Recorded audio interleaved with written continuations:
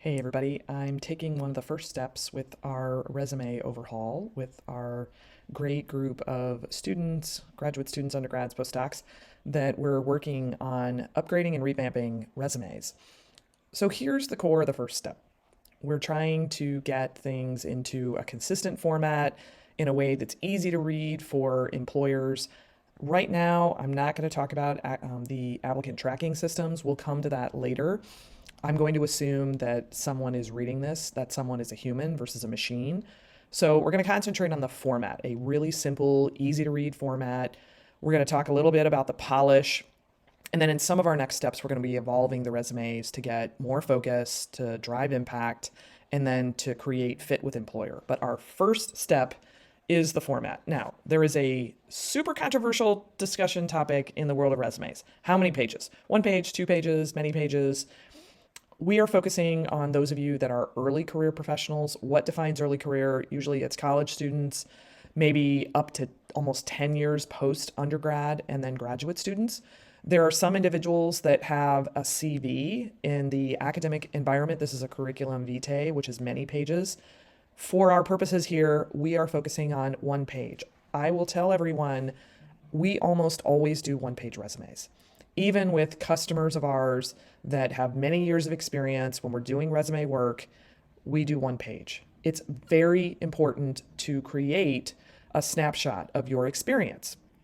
And these days, when we have so many things that we're reading and our eyes are on so many things, having everything on one page is beneficial. It also forces us to prioritize.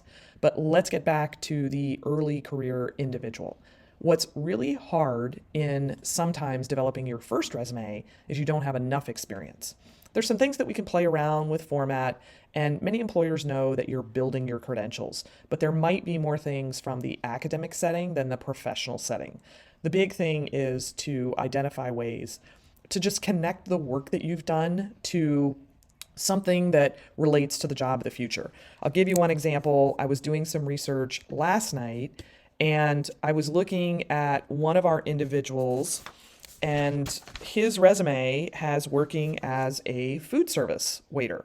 And I thought, well, that's really cool. What does that mean? What's the kind of experience that he may have gained while in that role? And I just did a simple, internet search on different resume or different restaurant jobs to identify what are the skills that are in existence in a restaurant. And I found this great article, and it talked about careers in restaurant work. Now, for those of you that have worked in a restaurant, this might be a great way to go through and to say, oh, I was a server. I did these type of things. Here are the skills that I used. And then you can think about how you applied them in that job. So this is a really good starting point.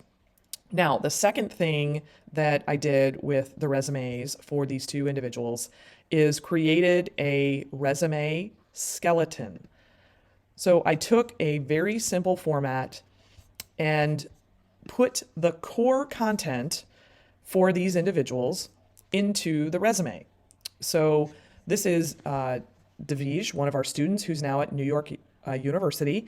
And interestingly, and I haven't talked to him yet, we're going to have a conversation to get a little bit more depth, but it looks like he's a transfer student. He had been at Virginia Tech for a couple of years. Now he's transferred to another university. So I've got both of those schools in there. I've also called out some of the technical skills because he's doing his bachelor's in electrical and computer engineering. So having technical skills can be highly valuable. Then also, he's had some internship experience and work experience. So I've got that mapped out. Notice I don't have any bullets in here right now. What I want to do is just frame the experience that he's had with the company name, with the title of the role, and doing that for each of those. And then there was a couple of jobs he had while being a student at Virginia Tech. So we put that in and we put the university as the employer. The final area then is the additional section, and we'll continue to build this out, but for early career professionals, I strongly encourage having that additional section because this is where you get to show people what you really care about, what's important to you. A couple of things that I'm going to highlight. Notice the framing of this resume. It's very squared off. I'm using tables There are individuals that will argue that that doesn't work with some of the applicant tracking systems, the automated reads. Again, we'll talk about that down the road, but the use of tables makes your resume really easy to format and really easy to add and delete things. And it doesn't appear when the resume is put into a PDF or printed. There's an option in Microsoft Word to view grid lines. So while I'm working on the resume, I do that. And I encourage using Microsoft Word. Some of you may be using Google Docs. That can work too, not to worry. But using some of these pieces of functionality work really well. Now, a couple of other shortcuts that I'm going to mention to people are things that I think work. Having your information on the left side of your resume very clear, the organization and then the titling. So university and then your degree. Below, it's the name of the company and the job then that you had. And you can be somewhat descriptive in your job title. You don't have to be exact because sometimes job titles are weird. We'll come more to that later. And notice that I'm using limited formatting. I tend to not use italics in resumes. They're really hard on the eyes. A couple of other things I'll point out: city, state, and then dates on the right side. So it becomes really easy for the reader to scan down the left and scan down the right.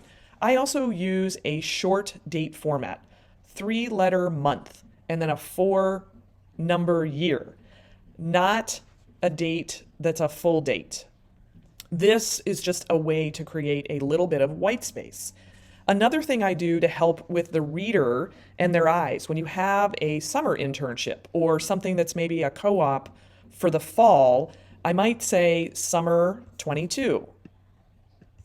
And I might say fall of 2021. It helps the reader understand that this is something that was maybe an organized program attached to either a course or a semester or a quarter of school. It's just a little bit of a shortcut that's useful for students and early career professionals. Okay, a couple of other of my favorite things as I'm setting up the skeleton. I like a GPA at the top. If you have a strong GPA, you want to showcase that. That's one of the things that employers will look for. If your GPA isn't as strong, own it. Just don't put it in there. You can speak about the circumstances when you're networking that can come up. Not everyone is looking for the highest GPAs.